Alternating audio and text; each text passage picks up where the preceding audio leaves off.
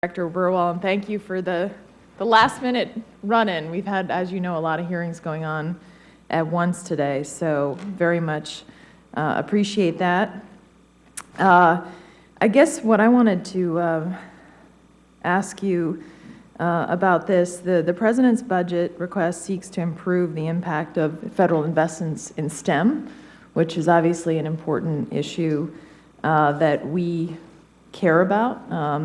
And so we've had this outstanding GAO report out there that has talked about the overlapping and duplication in STEM programs, and essentially found that 83% of them are overlapping. Also reporting that there was an inconsistent in figuring out which ones work best and what are the measurement of those. So are you incorporating that in these budget requests, and are you plan to actually take up some of these GAO reports that unfortunately too many have been sitting on the shelf? Because it seems to me that's something that I hope we could agree on a priority on a bipartisan basis.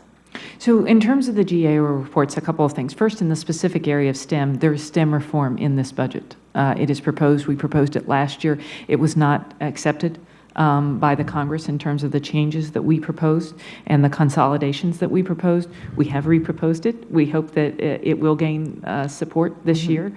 Second, in terms of the GAO, we have included GAO analytics in how we think about some of our Medicare changes in terms of places where they believe that there are over expenditures, and some of that's in a number of places. And the last thing is, in our cuts and consolidations, as we review those lists each year, some of those have been enacted, and we're pleased by that, and there is some alignment there with GAO.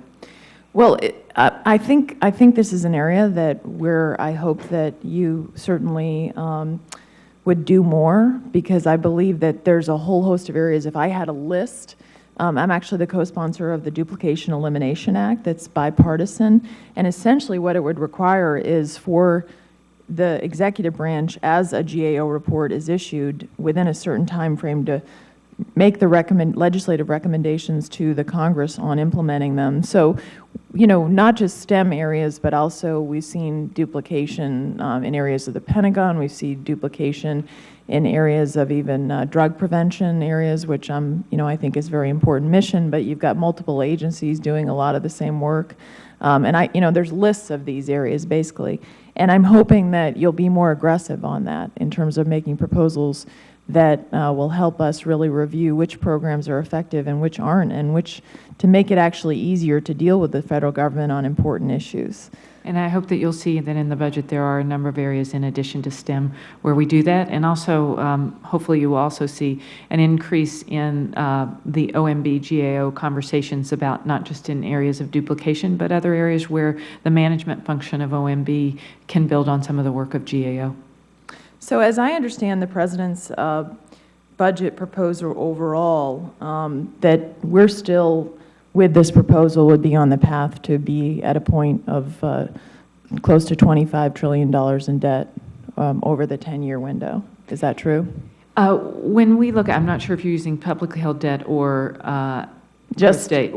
Because right now we're at over 17, right? So as I look at the President's budget request, based on the amount of debt, where we would be in 2024 would be about $25 trillion, using that measure of right now what we understand, not unfunded liabilities, nothing like that. So I think, putting aside the question of gross or publicly held debt, I think what we believe is the most important measure is considering the debt in the context of the size of the economy, the debt to GDP. And as you look at the numbers in our budget and our policies, what we do is stabilize that debt to GDP ratio in 2015 and then take it on a declining path. Well, I understand that measure, and certainly we could have a dispute whether how we measure that total debt, unfunded liabilities, but I'm just asking you the straightforward question of, regardless of how, even if you think the better measure is as compared to GDP, right now we're over 17 trillion, 2024, as I understand it, under this proposal, we get to 25 trillion. Is that yes or no? Yes, in terms of the measure that you're using. Right, well that's the question that I asked with that measure, 25 trillion. That measure. Yeah. So essentially, this really, as I view this budget, this is one that continues on the path that is dangerous for our nation in terms of the fiscal challenges that we face as we see mandatory spending growing at an even higher growth, and obviously as well. So I think for us to get to $25 trillion in debt is not where this country should be, what the nation should be, and certainly presents significant risks for us in terms of the fiscal challenges facing the nation. So we can dispute the measure, but I just want people out there to understand where we are going. It's not a downward trajectory, it's an upward trajectory. Actually, I agree that helping folks understand the importance of these numbers is quite important. And when one thinks about the deficit, which is what contributes to the debt, that is on a downward trajectory. It has the steepest slope of decline that we have seen on a continuous basis since World War II. And as a nation, I think what the American people are most interested in is the trade-offs that our fiscal policy isn't about a number, it's actually about what it means for them in terms of economic growth, job creation, and people coming into the middle class.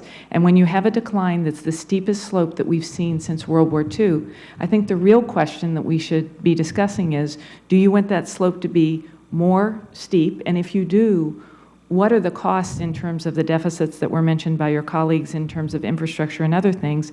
And what does it mean for job creation and Director growth? Burwell, do you dispute that the deficit then goes up again?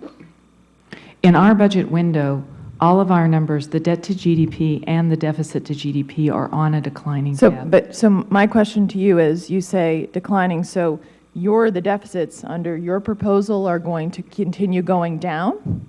That's in correct. real numbers?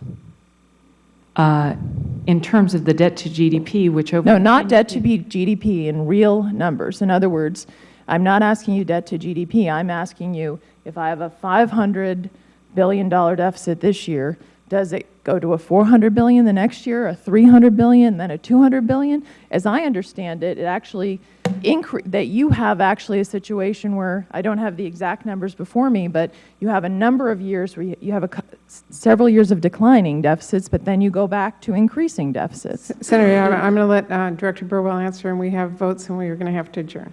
The number stays, in terms of the number that we are at the beginning of the window, it's 564.